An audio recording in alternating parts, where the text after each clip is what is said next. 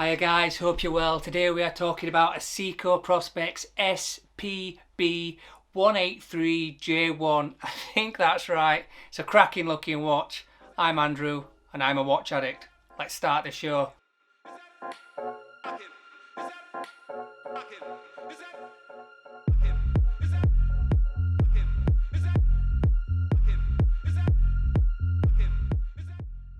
Hi guys and welcome, and what a watch this is. It's one of those Marmite watches that you're either going to love it or hate it, but either way, big shout out to Francis and Gaye Jewelers.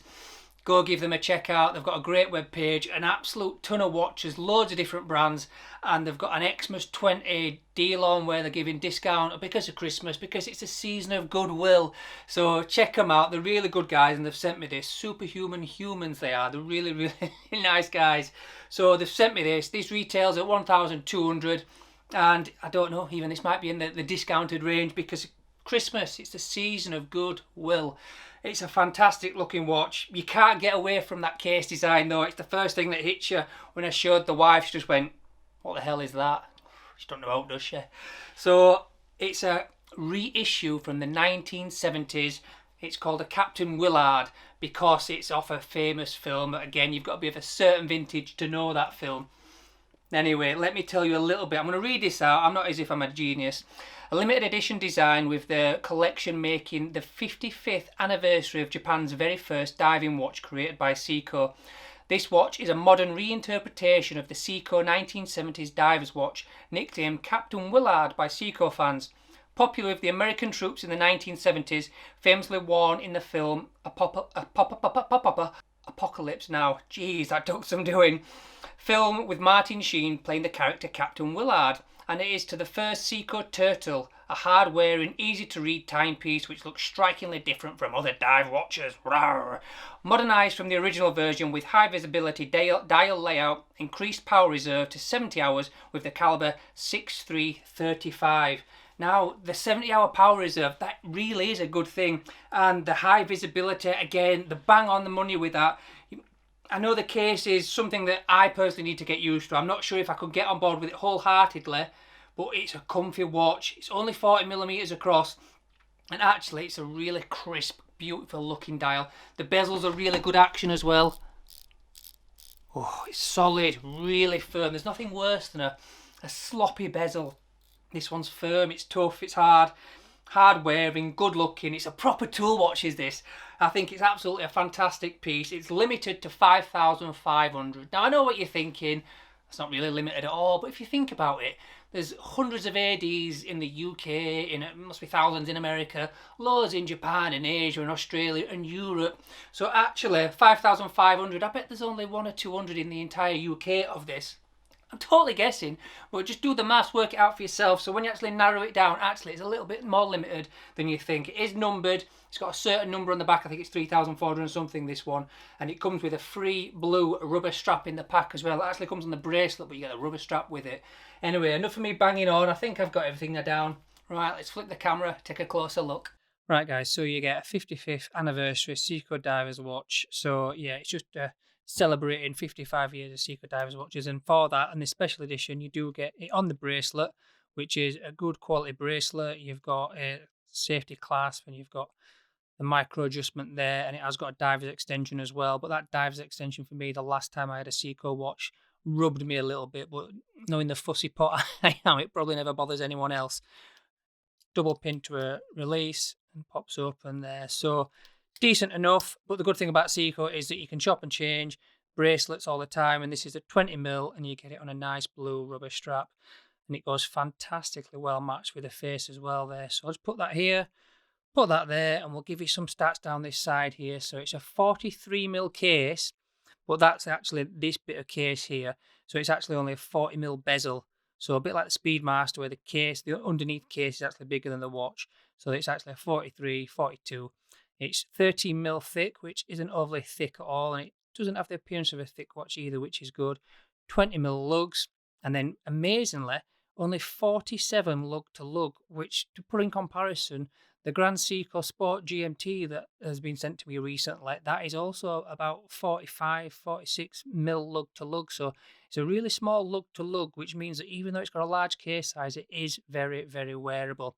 This is a limited edition watch, and it does say it on the back there, but because of the blue sticker, you may struggle to see it. I'm not going to take that off because it's unfair, because it is not my watch. It's a 200-meter water-resistant watch, and it is the calibre 6R35. Its accuracy on the web page is only +25 to -15 per day, which doesn't sound great, does it? So let's have a look. I did set this watch accurately last night, and if you look at my iPhone there, I don't know if you can tell, the seconds are at 1/4 to, and there, look, it is a little bit fast, about 25 seconds fast, so it's running within its standards. So again, if you fussy, that kind of stuff is going to bog you. But you know what? After a week, it might be a couple of minutes out of date. You just release it, hold it tight, and then you push it back in, because you'd rather have a fast watch than a slow watch, because you can just hold it out, hold the seconds back, and then push it back in, and it's caught up again. The sapphire crystal is, oh my God, look at that. Absolutely stunning beveled edge on the crystal, and it is absolutely gorgeous to look at. It's a fantastic crystal. It really does just pop out at you, and it really does make a difference on the watch. It's so you've got a Lume bright, and it's on the hands, the index, and the bezel, and as you can see, wow, never lets you down. SEIKO Lume, it's absolutely fantastic looking thing. Really, really does. You've got to have it on a dive watch, haven't you? It's obvious you have got to have it. It's excuse me. This is also a 70-hour power reserve as well, which is an absolutely fantastic achievement for a watch like this. For that kind of price, to have a 70-hour power reserve in-house, fantastic Lume, sapphire crystal, there's a lot of positives here, isn't there? So the bezel itself, it is firm, and it's a nice action. It's a nice click to it. And I just think it is a really nice, I don't know if smooth's the word, but it just seems to glide through the seconds. So I think it's a really nice bezel action. The dial and the hands are quite unique, because actually the second hand is like a bronze or a gold colour, and it's got the two little dots as well. I don't know quite what they signify, but it's a really nice touch. It just stands out just ever so slightly. So it's a nice one, that. Right, oh my word, let's talk about the elephant in the room, the case. There's no getting away from that case. You're either going to think, yeah, that's for me, or like the wife, what the hell is that? So it is something that I am getting used to a little bit by bit, but yeah, so it sticks out here, and it's obviously for protection, being a dive watch, but then it's got a different shape here as well. So you're either on board with that and you've got a great watch, or you're just going to think, no, it's not for me, but it is nice. And this is a really, really smooth watch to wind up. I'm really impressed with that. That's really nice. The comfort of the watch as well, because it is only a 47 lug to lug. Try to do that and put it in the camera. Hang on. So yeah, the comfort of the watch, because it is only 47 lug to lug, and because the bezel is actually a 40mm watch, it actually wears incredibly well and smaller than the dimensions would suggest. And this quality and comfort and feel of this watch is high end. The problem with SEIKO is that you can pick them up for 100 quid and you can pick them up for 10 grand, and there's a hell of a lot in between. And this is in between, and it's part of the SEIKO Prospex range, but the prices within the Prospex range can vary dramatically. And this is a high-end Prospex diver. It really is quality. It would stand the test of time. It just feels like a tank that's totally solid. Right, guys, let's flip back. Right, so I think it's really good looking.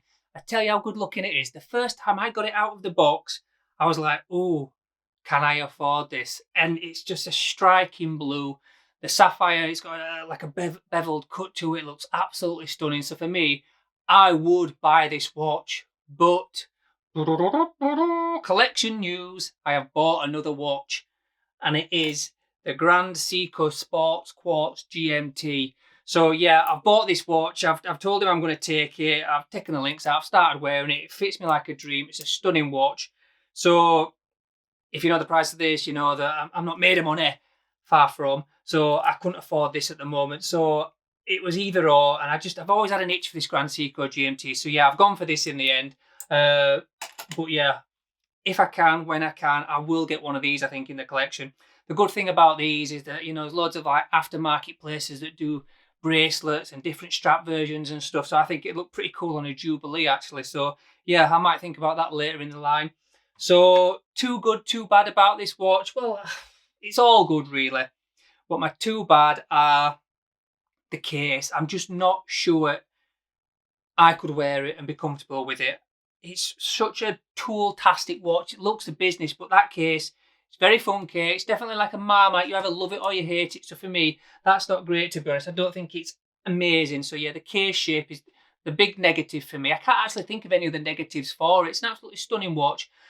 Too good are the Lume, SEIKO Lume. If you know SEIKO, you know the Lume. And yeah, this does not disappoint one bit. Fantastic, fantastic Lume. And a 70-hour power reserve in this watch.